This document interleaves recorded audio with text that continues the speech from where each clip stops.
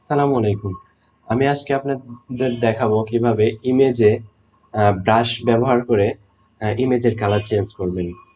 চলুন আমরা একটি ফাইল ওপেন করি। ওপেন করার পরে কোনটাতে ব্রাশ করব সেটা সিলেক্ট করি। এই আপেলে ব্রাশ করব।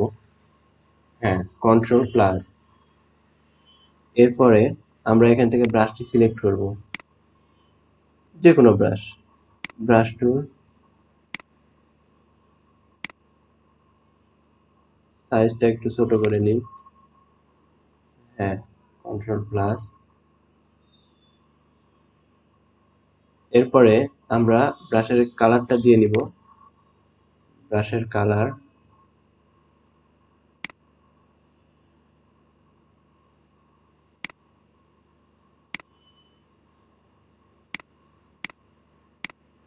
এরপর ব্রাশ করব। আমার এই পিকচারের আপেলের রেজুলেশন খুবই কম, যার কারণে ছবিটা ফেটে গেছে। আপনারা এইভাবে দেখে শুনে খুবই আস্তে সঠিকভাবে ব্রাশ করবেন।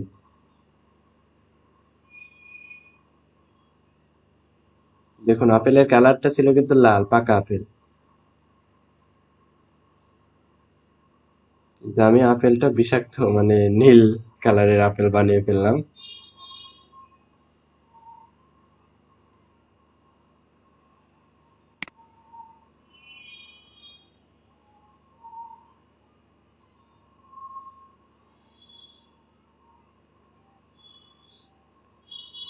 কন্ট্রোল মাইনাস,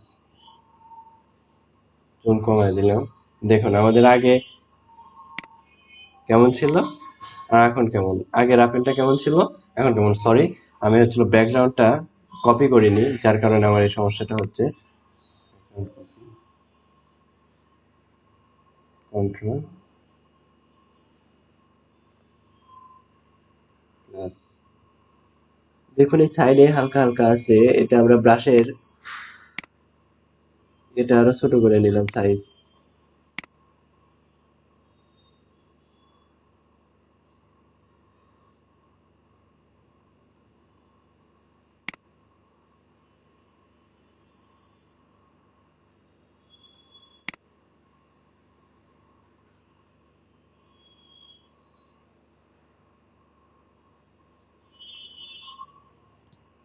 এখন কন্ট্রোল মাইনাস।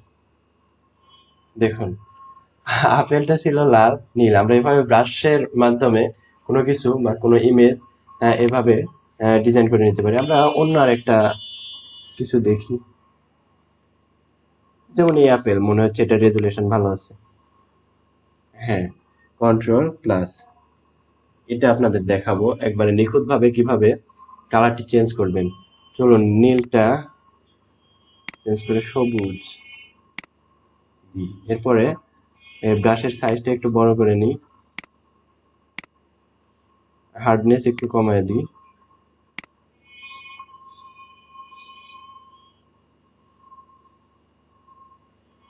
ব্রাশের এই সাইজটা আর একটু ছোট করে নিই, সাইজ।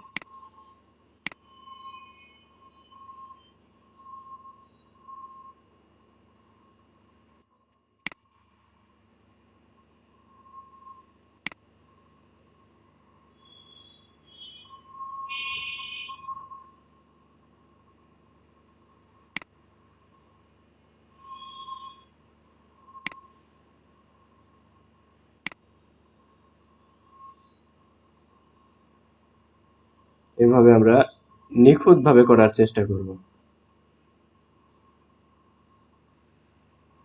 চাইলে আমরা পাতার কালারটা চেঞ্জ করতে পারি। ফরগ্রাউন্ড কালারটা ব্ল্যাক করে দিলাম, পাতা আমরা ব্ল্যাক করে দিব। এখানে আমরা সাইজটা ছোট করব, হার্ডনেসটাও একটু কমায় দিব, না হার্ডনেস হাই দিব। কন্ট্রোল প্লাস, আরো জুম করে নিই। এই যে আমি এটা কিভাবে নড়ালাম, আমাদের স্পেস আছে না, স্পেসে ক্লিক করার পর আমি এভাবে যেখানে খুশি সেখানে নড়াতে পারবো।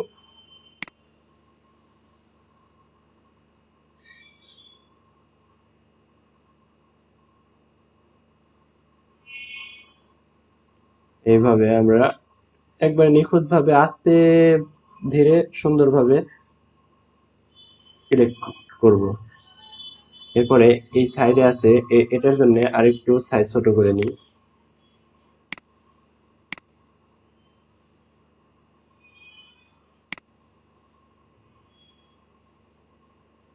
এখন দেখুন আমাদের আপেলটা ছিল লাল আর পাতা ছিল সবুজ।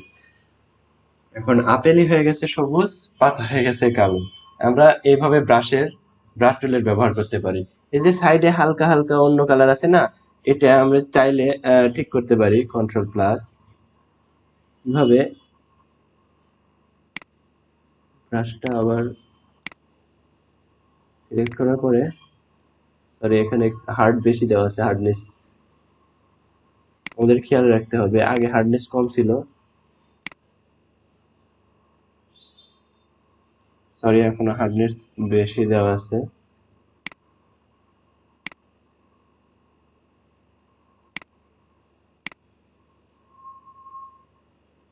এখন দেখুন হার্ডনেস আরো কমায় দিই।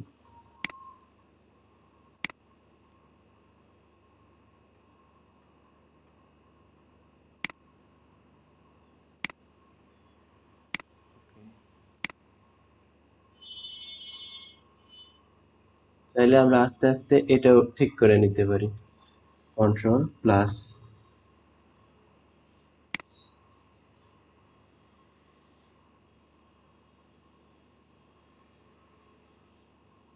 আমি একটু দ্রুত করতেছি, আপনারা একটু আস্তে ধীরে ধীরে করেন।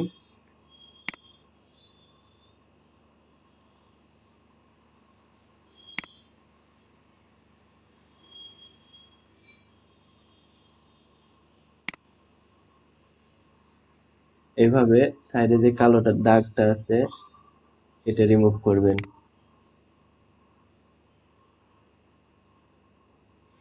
এখানে যে গুরুত্বপূর্ণ সমস্যা যেটা আমাদের হয়, আমরা যখন হচ্ছে কালার একবার চেঞ্জ করব, যদি আমরা এই কালারটা নিলাম, এরপরে কিন্তু হুবহু এই কালারের আপনি ব্রাশ আর সিলেক্ট করতে পারবেন না। যেমন আমি এখন যদি এভাবে সিলেক্ট করি, দেখা যাবে এভাবে টান দিলে এটার সাথে ম্যাচ করবে না। দেখুন কন্ট্রোল প্লাস, ম্যাচ করেনি, কিন্তু ম্যাচ করছে না ভিতরে। দেখুন এটা একটু হালকা আছে আর ভিতরেটা ডিপ।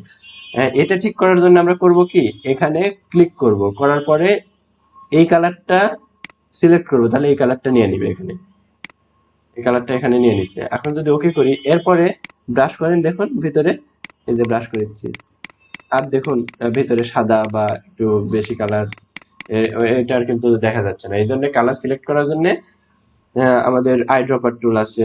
আই ড্রপার টুল দেখুন অটোমেটিক সিলেক্ট হয়ে যাচ্ছে, এই যে এখান থেকে আই ড্রপার। এই যে যদি আমি ব্ল্যাক সিলেক্ট করি, দেখুন এখানে অটোমেটিক ব্ল্যাক সিলেক্ট করে নেবে।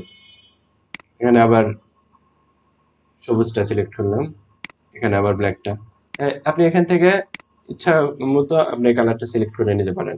যেমন এই যে এই কালারটা যদি এখন আমি হচ্ছিল এভাবে সিলেক্ট করে দিতে যাই, এভাবে, তাহলে দেখুন কন্ট্রোল প্লাস, এটার সাথে ম্যাচ করবে না,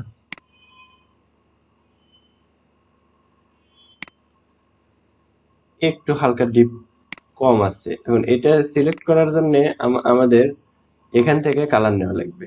এখন ওকে, এখন দেখুন এখানে কালার করলে গাঢ় কালো হবে। বিষয়টা বুঝতে পেরেছেন?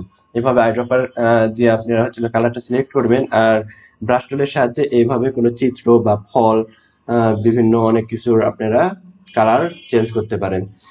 আশা করি বুঝতে পেরেছেন। ভিডিওটি যদি ভালো লাগে তাহলে লাইক, কমেন্ট, শেয়ার করুন, সাবস্ক্রাইব করে আমাদের পাশে থাকুন। আল্লাহ হাফেজ।